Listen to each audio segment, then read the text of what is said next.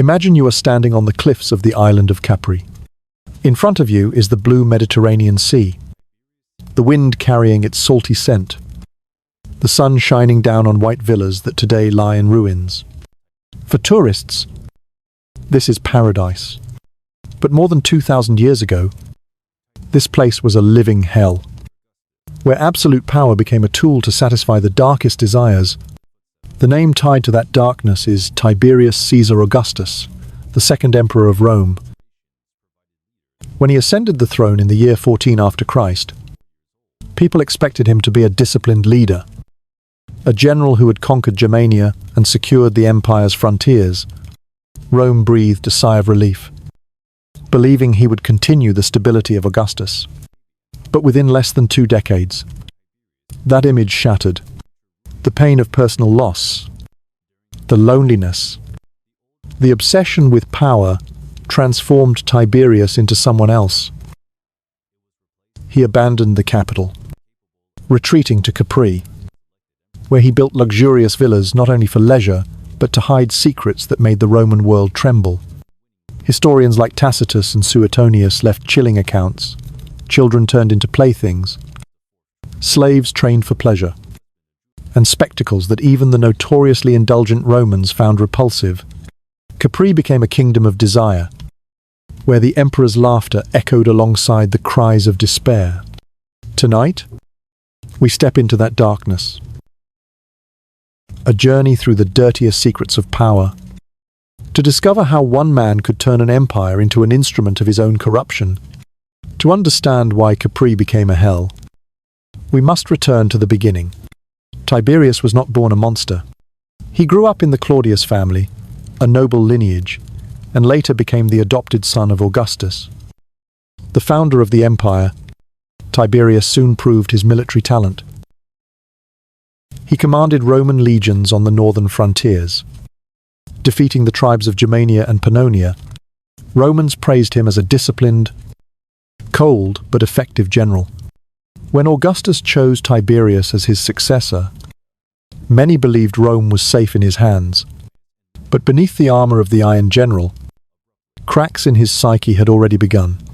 The death of his brother Drusus, whom Tiberius loved and respected, left a deep wound. Before he could recover, he was forced to divorce his first wife, Vipsania, the woman he truly loved, to marry Julia, the promiscuous daughter of Augustus. That political marriage became a nightmare of betrayal and contempt. Those years planted in Tiberius a bitterness, a smouldering resentment. The historian Suetonius once wrote, "He never forgave being forced to abandon the woman he loved." That compulsion, along with repeated losses, closed off his soul. In the first decade of his reign, he still maintained a facade of seriousness, saving the treasury, avoiding useless wars, even showing respect to the Senate. But those close to him noticed something else. Grief turned to bitterness, bitterness to suspicion, and suspicion would grow into nightmares. History never forgot. In the year 26 after Christ, Tiberius made a decision that shook Rome. He abandoned the capital, leaving the Senate and imperial ceremonies behind, to retreat to an island off the coast of Naples, Capri.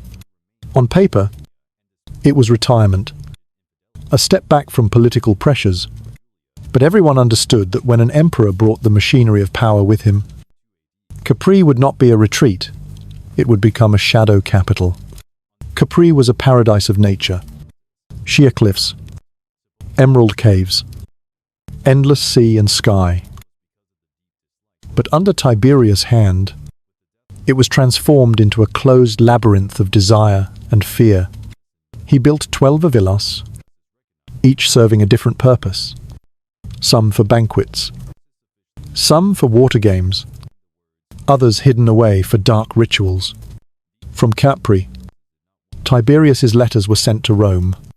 Each line could mean a death sentence, a cold execution order, or worse, silence.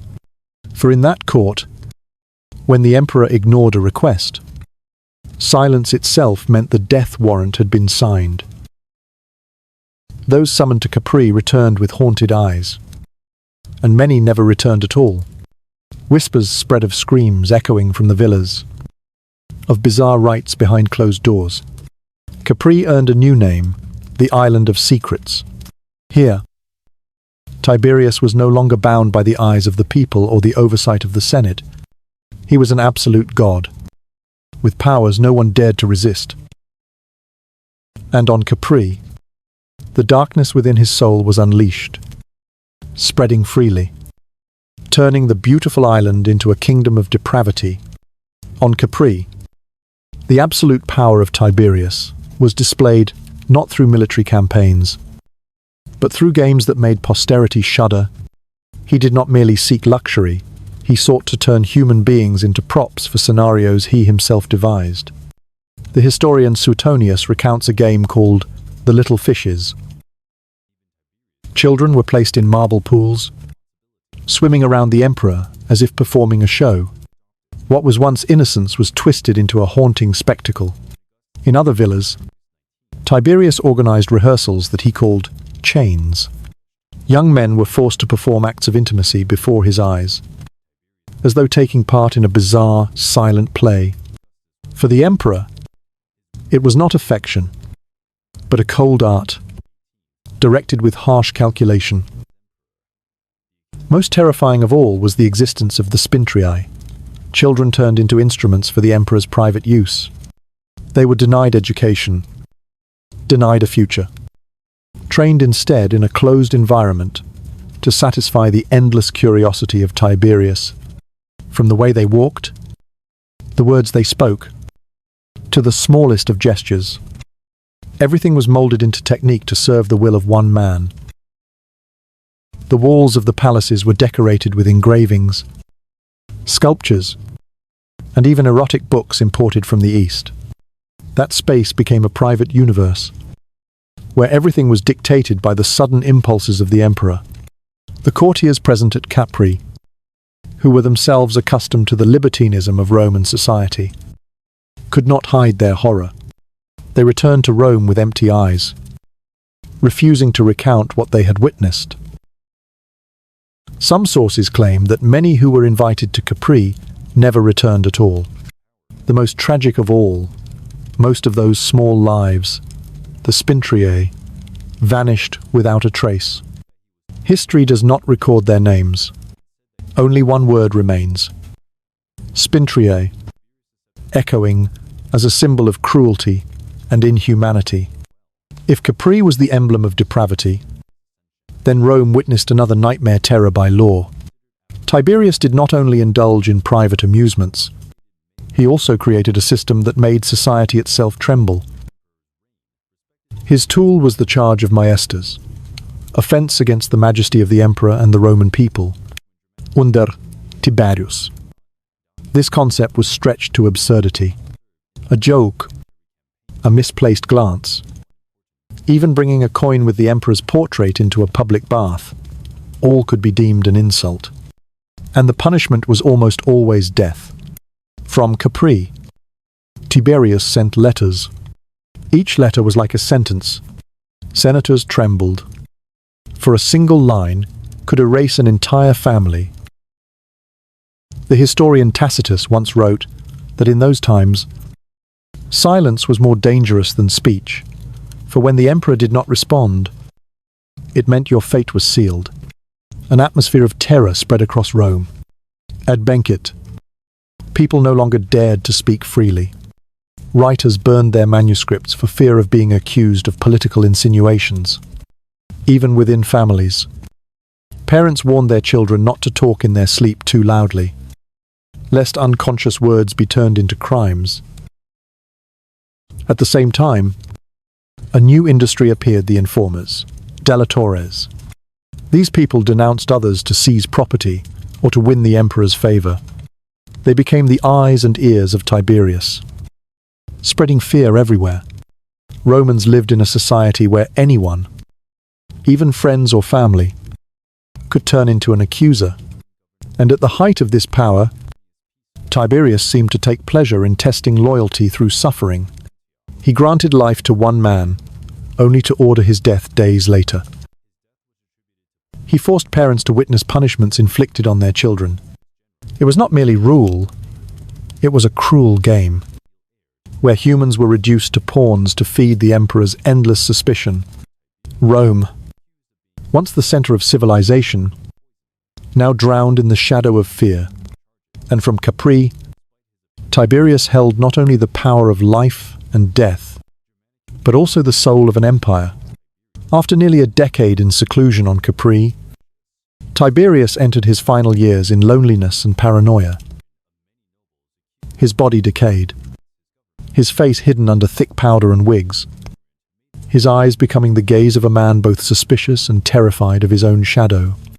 On the 16th of March in the year 37 after Christ, news spread through Rome: Tiberius was dead, at the age of 77. The cause of death remains a mystery. Some say he died of illness. Others that his close official Macro helped him pass more quickly to clear the path for Caligula. But whatever the truth, the reaction of the people said everything. Rome did not mourn. On the contrary, cheers resounded throughout the city.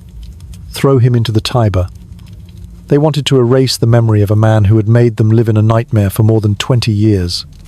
The Senate at first hesitated to honor him as a god, so different from the grief shown for Augustus before him. But the story did not end with death. The legacy Tiberius left behind was far heavier. He turned law into a tool of fear, turned Capri into a symbol of depravity, and turned the Roman Senate into a body that knew only how to bow. Many historians argue that from Tiberius onward, the trust between the people and the emperor was permanently damaged. In later generations, from Caligula to Nero, whenever a new tyrant arose, people remembered Capri and the long nights when Tiberius cast darkness over an empire. And perhaps that was the final sentence for Tiberius. He was not only hated in life, but he left behind a memory that haunted centuries. Capri may still shine under the Mediterranean sun, but in the memory of history, it is forever the island where Rome saw the true face of power when no limits remained. As night falls on the cliffs of Capri, it is hard to imagine that this paradise once witnessed one of the darkest chapters in human history. Tiberius has gone, but his legacy lies not in ruined villas or mosaic walls, but in the collective memory of an empire that once trembled before a single man. History shows us unlimited power not only corrupts an individual, it can turn an entire society into a stage for fear and silence. Senators bowing, writers burning their works, families shattered by accusations, all were pieces of a shared tragedy. And that is why the story of Tiberius still matters today.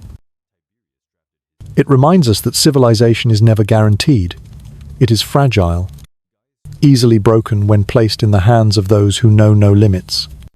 A society is only truly safe when it has safeguards against abuse of power, whether in politics, law, or daily life. Tiberius died in hatred, but the darkness he cast forced later generations to remain vigilant. For the truth is, clear monsters do not come from far away. They are born from the cracks of power, from the silence of people. And that lesson, written in the blood and tears of Rome, remains fully relevant today.